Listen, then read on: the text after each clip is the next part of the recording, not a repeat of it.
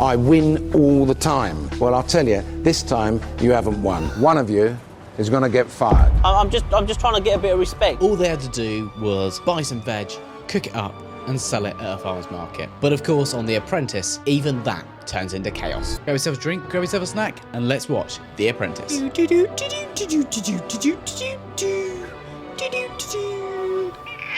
As a joke, they've planned a low-key reception. How's it going, Raj? Hello, gang.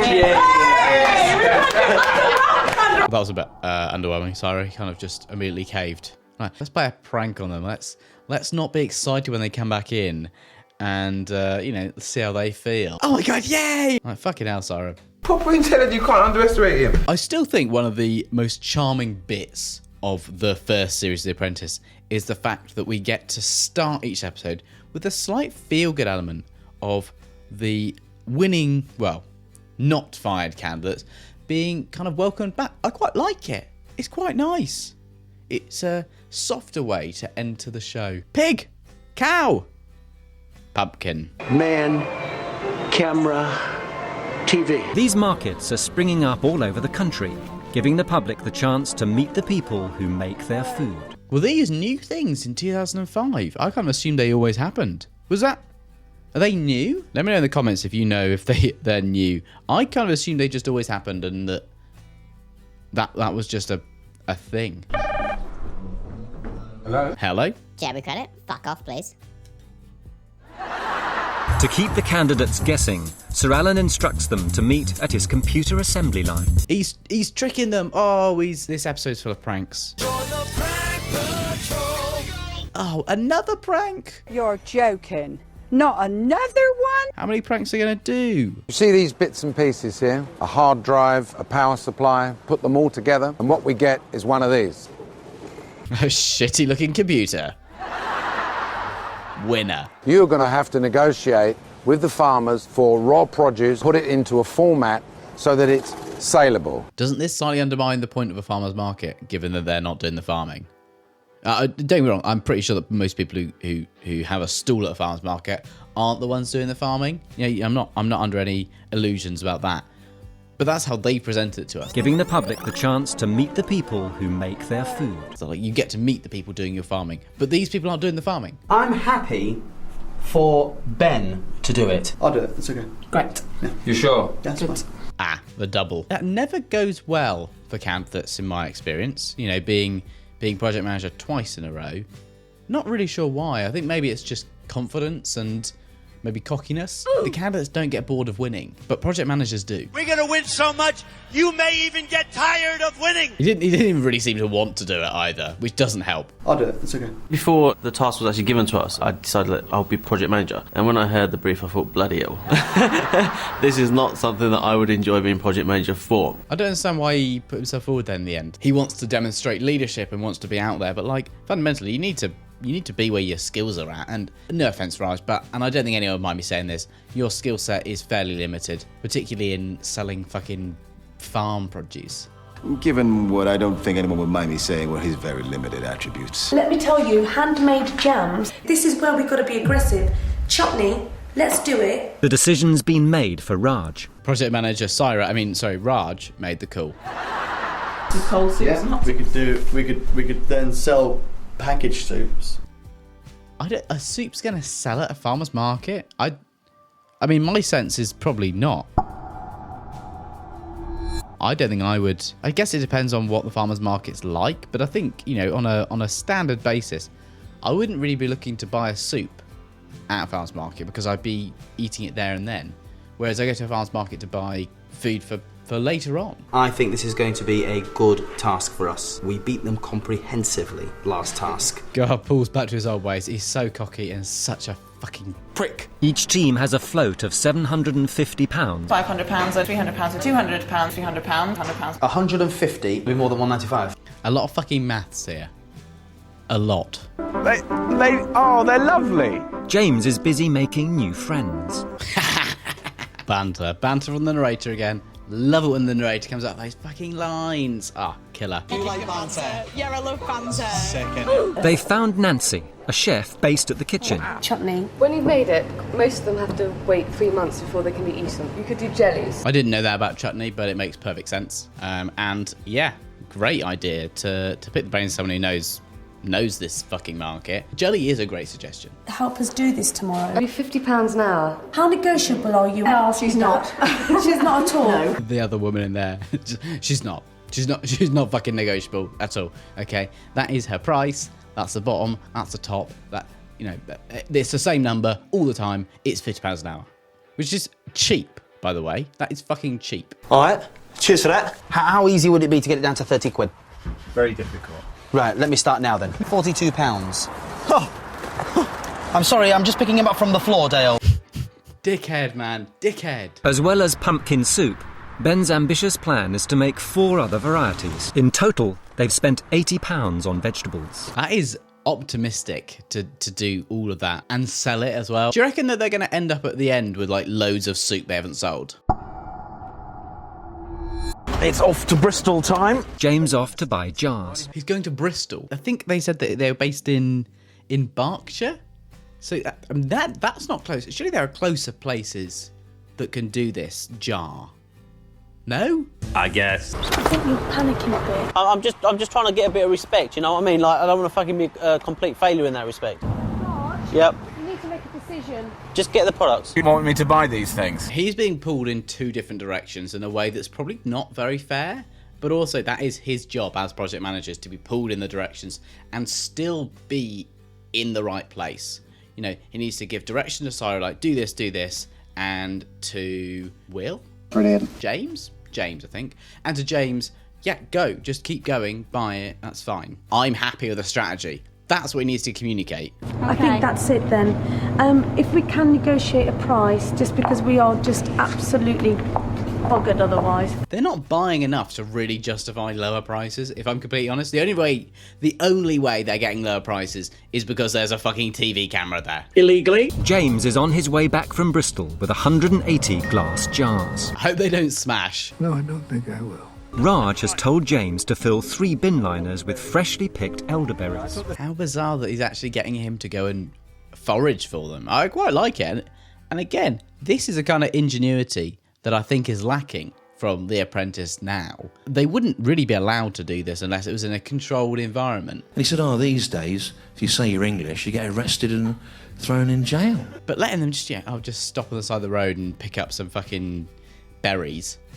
Yeah, sure, go for it. Why not, mate? What I had a problem was nobody had taken into consideration the fact that we were about to hire this woman for however many quid an hour. I think they're underestimating the fact that, like, having someone who knows how to make nice food is definitely worth it. They're going to be at this farmer's market for, I assume, a day. And in that time, there's going to be word of mouth. If you have an amazing fucking jelly. Tastes like promotion! Fantastic. And especially you're going to have little tasters probably, so people know what it tastes like. If it's amazing, great, I'll buy loads. Buy. Tell you what, that jelly is really Moorish. But it's horrible. And no offence to Syra, to James, to Raj, I don't think they're going to be fantastic cooks. I don't think they're going to make really lovely jelly. And so you get to a point where you have to try it and it's not very nice, and therefore you don't buy any and you don't sell anything. So actually, having someone who knows how to cook it is a good investment. And there's none of this, we'll give you £10 an hour. It's fuck it, we've got to go for 0. 0? What's worse, £10 an hour or 0? What's funnier, 0 bonus or like a humiliating £103? Both are very funny. We can't afford any money on this to help promote Cheap Drove when we're going to go and do this thing.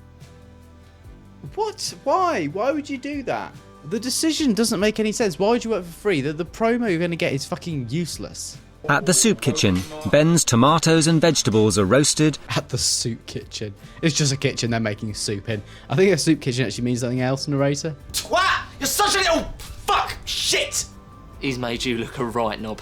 Yeah. We're going to Woolies in Swindon. Okay. Shouldn't be wearing the hat or the apron in the car. Can't defeat the point of wearing either, to be honest. You are a bit boring. I do think, and maybe I'll do a deep dive at some point, but I do think that the cooking tasks, which are now, almost 50% of the entire fucking series, are a little bit kind of contrived. The fact that these contestants have to do something that like is a very, very clear skill and they're kind of just expected to get on with it and just do it feels really stupid and not a great way of kind of testing business acumen. Obviously, it makes great TV. You know, I'm not going to sit here and say watching them fuck up cooking isn't great. I fucking love it. It does make me question, like, what's the link here of business anymore? The fact that they've not got someone else to cook it who knows what they're doing.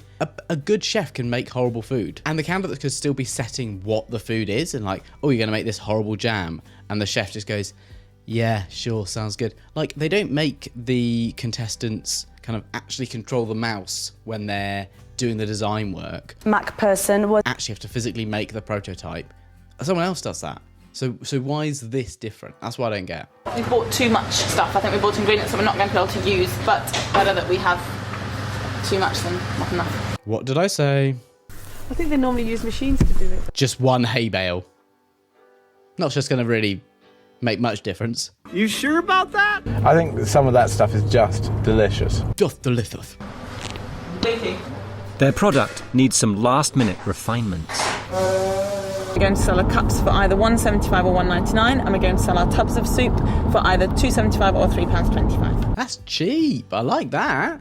Okay. I mean, it's back 2005, so that's probably like, what, £1 million today? What was it to go with sort of nice meats and cheeses and stuff? Honestly, the jelly does actually look good. And the presentation is better than I thought it'd be. And do you eat meat?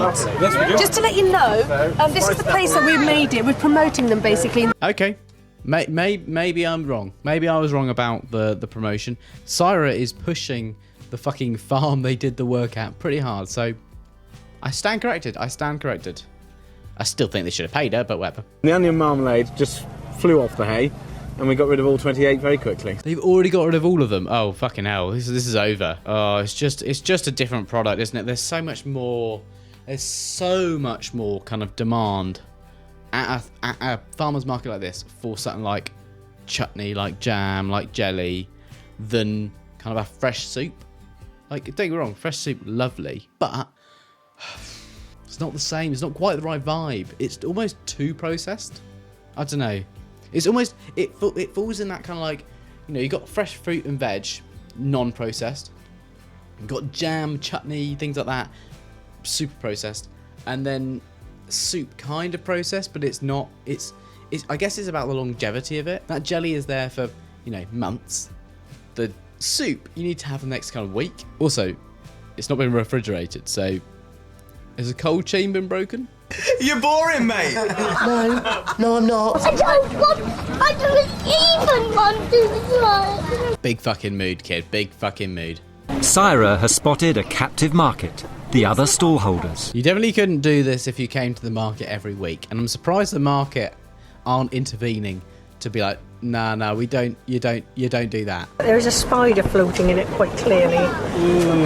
Do you? I do. Oh, that's not good. That's not what you want. And they're going to come back to the stall to tell them. That's also not good. Ben, it just looked so damn miserable. I've told Ben on several occasions to smile. He has said before, I think, maybe it was him, that he doesn't deal with the public. I've never dealt with public, so, I mean, it's as far removed from what I do as, you know, feeding animals at the zoo. And I think I said something along the lines of, you are a member of the public. But he does just clearly hate the public. If this is the same person as last time, he just hates the public. And maybe that's what realistically is going to get him fired. Because I think they're going to lose, and I think Ben's gone. And the soup team has another problem. They look like they have tons of soup left. Tons and tons and tons. I'm pretty sure they didn't use up all their ingredients making the soup as well. Slop. Oh. That is mystery slop if ever I've seen it. Yeah, I'm pretty sure the fucking chutney jam team won by a country mile. I think we might have a bigger differential in terms of percentage than we did last week. Last week it was what, £10,000 versus 18,000. So that's an 80% difference. We might see 100% plus here. You think you've done well then, Raj? Margaret? First forte? Again, super quick. You know, last week we didn't really have the boardroom bit to even have the 30 seconds back and forth. This time, again, what, 25 seconds? However long it is, it's not long. And it's great. I love it. We're getting right to the fucking crack of it. We've got 20 minutes left of the episode. So what the fuck is going to happen here? Hey, Jeremy. We're already in the boardroom. Bullshit. Seriously?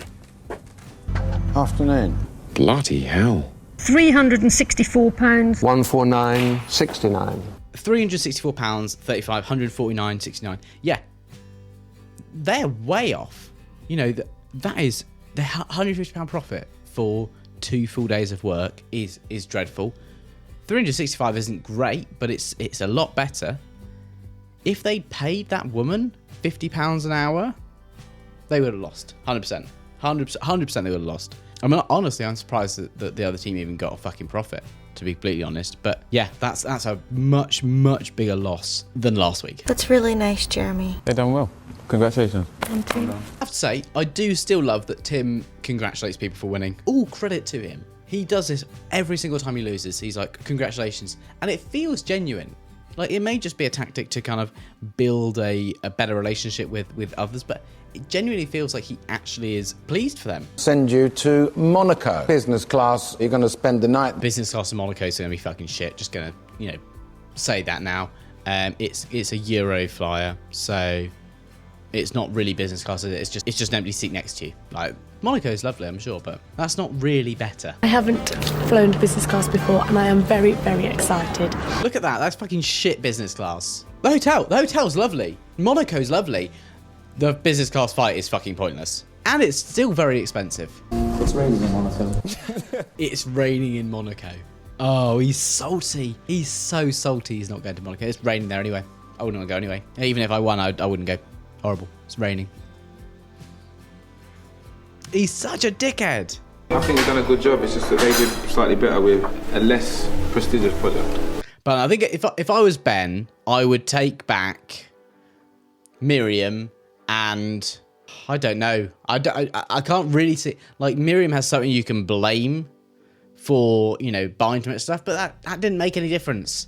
The whole problem was the core idea, which was by consensus. So no, Ben has to go. It doesn't really matter who he brings back. He has to go. It's time to go! Hi, Francis. Can you send them in? Oh, Francis here. Sure thing, Sir Alan. You know what? If I look back in hindsight, I think that the big mistake was having too many lines of soup. I agree with Ben there. They should have gone for 1 or 2 soup maximum, and they should have realised that a farmers market is going to have predominantly people who really like vegetables. Maybe not necessarily just vegetarians, but like a really good tomato soup, a really good mushroom soup. That's it. Call it a day there. Your mushroom meat, some of that meatiness that some people like, and the tomato soup is just a staple that works. First, you think up what you want to sell. Decide, I'm going to sell this phone, and I think that phone needs to sell at a certain price. Go and see if I can make it for that price. £100 for 3 days' work, which is effectively what you made, is good enough to pay 4 people's wages. Alan, sure, that makes sense, and I'm sure that they would do that, except they don't have the time in which to do all of that kind of assessment, because it's a fucking TV show, so fuck off. Ben did the best job that he could. That's such a backhanded compliment. That's so evil, Paul. Paul is genuinely like evil. I think he might actually be the epitome of evil. Saying that he did a great job for him. Yeah, he did a fantastic job with his capabilities. He's fucking sneaky. He's fucking evil. Get your hand off my penis! He's a bad man. You're a bad man with no chance. You can't even touch me. 63 quid on bloody cheese. I bought a motor at 17 years old that was bloody cheaper than that. How did you buy a car for less than 60 quid? I don't believe you, Paul. Unless I don't believe you paid 60 quid for a fucking... No, liar. You're a fucking liar. You know it's somebody's fault. It's up to you to decide whose fault it is. But it's not my bloody fault that people spent too much money on cheese. Oh, Paul dropping his standard line. Yeah, I don't fucking know whose fault it is. That's your fucking job. You tell me. And yeah, Ben's gone. I think fundamentally the challenge here was that there was no budget set, but the product choice was wrong. Paul, Miriam. I delegated to Tim to run finance. You said he stepped up to the mark. Now you're saying you delegated to him. Paul, this is 2 different ways of saying the same thing. What? I felt that Paul often works at cross purposes to the rest of the team. I felt that we lost focus. Oh, it'll be so satisfying if I'm wrong and Paul goes. That would be, that'd be such a win. I did struggle during the day with Paul in some issues. Was it me that spent £70 on bloody cheese? I didn't spend loads of money on cheese. It's so funny because I'm like, everyone wants Paul to go.